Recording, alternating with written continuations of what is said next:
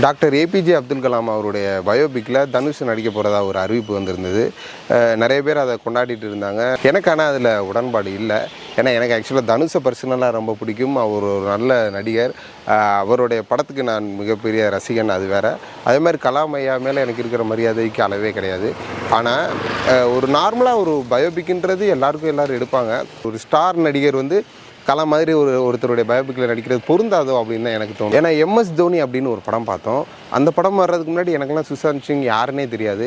நிறைய பேருக்கு அவர் யாருன்னு தெரிஞ்சிருக்காது. நம்ம ஊரில் நமக்கு அந்த தோனி படம் பார்த்தா சுஷாந்த் சிங் ஞாபகம் வரும். சுஷாந்த் சிங்கை ஃபோட்டோ இங்கே பார்த்தா தோனியோட ஞாபகம் வரும். ஏன்னா அதுக்கு முன்னாடி அந்த முகம் நமக்கு ஃபெமிலியர் கிடையாது. அவர் கம்ப்ளீட்டாகவே தோனியாக வந்தார், தோனியாகவே போயிட்டார். கலாமா வெளியே போக முடியுமானா அது நடக்காது அப்படின்றது நம்ம எல்லாருக்குமே தெரியும். ஸோ இந்த மாதிரி முக்கியமான ஒரு தலைவர்களுடைய படங்கள் எடுக்கும்போது பரிச்சயம் இல்லாத ஒரு முகமாக எடுத்தால் அது அந்த தலைவருடைய முகத்துக்கும் பொருந்தும் அப்படின்றது என்னுடைய ஒரு சின்ன ஒரு கருத்து.